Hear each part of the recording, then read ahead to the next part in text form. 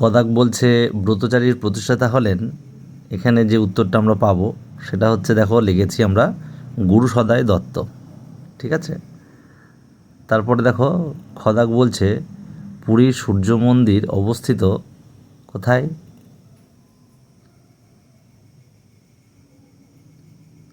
বঙ্গোপসাগরে। তাহলে পুরী সূর্য মন্দির অবস্থিত বঙ্গোপসাগরে। তারপরে গদাক বলছে খাসিয়া জয়ন্তিয়ারা বসবাস করেন মেঘালয় রাজ্যে। ঠিক আছে। তারপরে আড়াবাড়ি, গদাক আড়াবাড়ি জঙ্গল অবস্থিত কোথায়? এখানে যে তিনটে অপশানের মধ্যে দেখতে পাচ্ছি, উত্তর হবে পশ্চিম মেদিনীপুর জেলায়। তারপরে উমদাক বলছে চাষের জমিতে পোকা মারার জন্য মানুষ ব্যবহার করত নিম পাতার রস। ঠিক আছে। তারপরে চদাক জীবাণু থেকে খাবার বাঁচায় নুন। তাহলে আমাদের এই এক দাগ হয়ে গেল। তারপরে দেখো আমরা দুই দাগে যাচ্ছি, শূন্যস্থান পূরণ করো। কদাক মাংসাশী প্রাণীদের খাদ্য হলো তৃণভোজী প্রাণীরা। খদাক দার্জিলিং জেলায় কালিম্পংয়ে আছে লেপচা মিউজিয়াম। গদাক মানুষ প্রথমে পোষ মানিয়েছিল কুকুর প্রাণীকে। গদাক আমাদের দেশের উত্তরভাগ জুড়ে আছে হিমালয় পর্বত। ওদাক গম জোয়ার আর বাজরার চাষ বেশি হয় পাঞ্জাব রাজ্যে। চদাক বলেছে জাদুঘরকে ইংরেজিতে মিউজিয়াম বলে। তারপরে আমরা যাব তিন দাগে। তিন দাগে দেখো কদাক বলছে তাজমহল কার স্মৃতির উদ্দেশ্যে বানানো হয়েছিল? তার উত্তর হবে মমতাজের উদ্দেশ্যে। খদ বলছে মফলং পবিত্র বনভূমিতে কোন গাছ দেখা যায়? কুর্জি গাছ। লাল শালুতে মোড়া বইকে কী বলে? পুঁথি।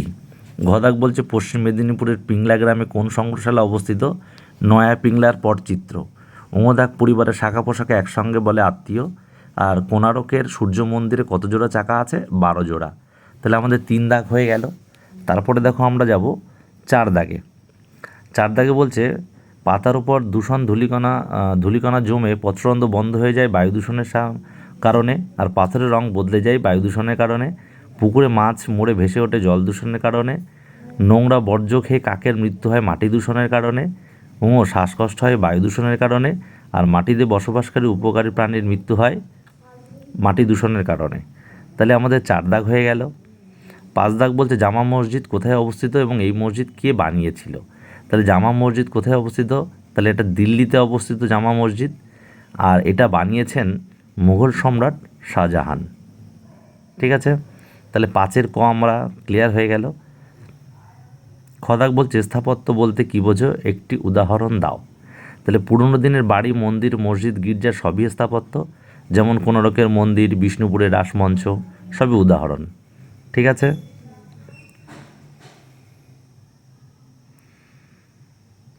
তারপরে দেখো বলছে গদাগ। গদাগে আমরা কি দেখতে পাচ্ছি? গান্ধীজির পুরো নাম কি? তিনি কত সালে জন্মগ্রহণ করেন? তাহলে গান্ধীজির পুরো নাম মোহনদাস করমচাঁদ গান্ধী।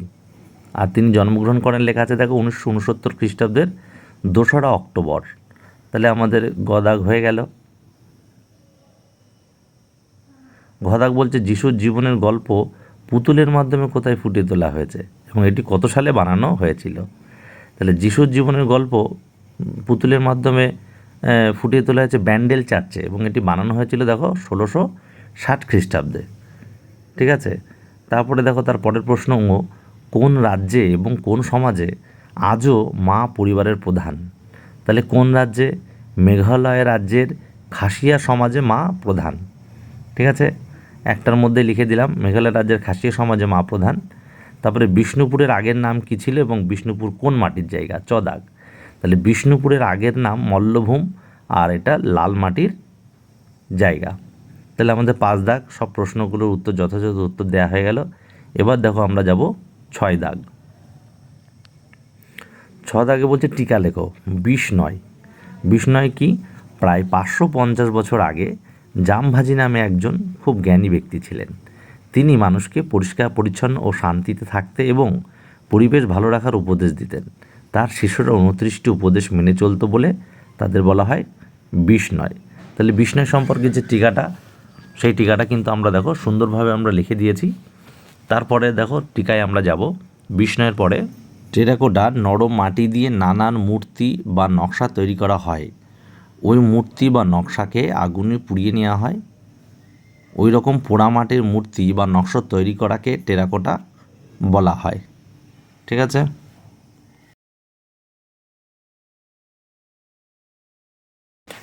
তারপরে 7 দাগ বলছে, দেখো নিচের প্রশ্নগুলোর উত্তর দাও। ক, বর্তমানে মাটি খাঁটি না থাকার দুটি কারণ ও তার দুটি প্রতিকার লেখো। তাহলে তার উত্তরটা দেখো আমরা লিখছি।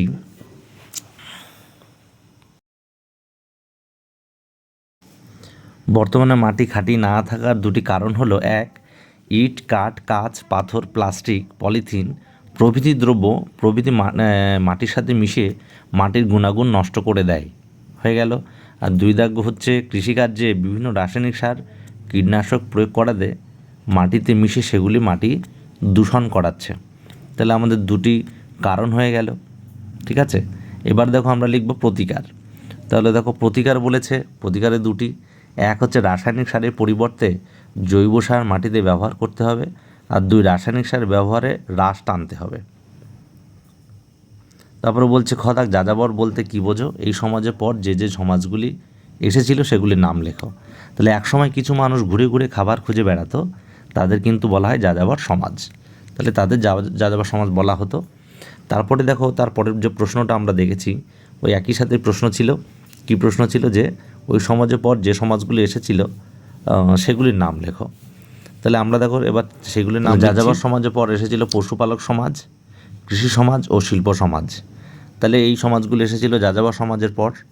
তাহলে আজকে ভিডিও এখানেই শেষ। পরবর্তী ভিডিও পাওয়ার জন্য চ্যানেলটিকে সাবস্ক্রাইব করে রাখবে।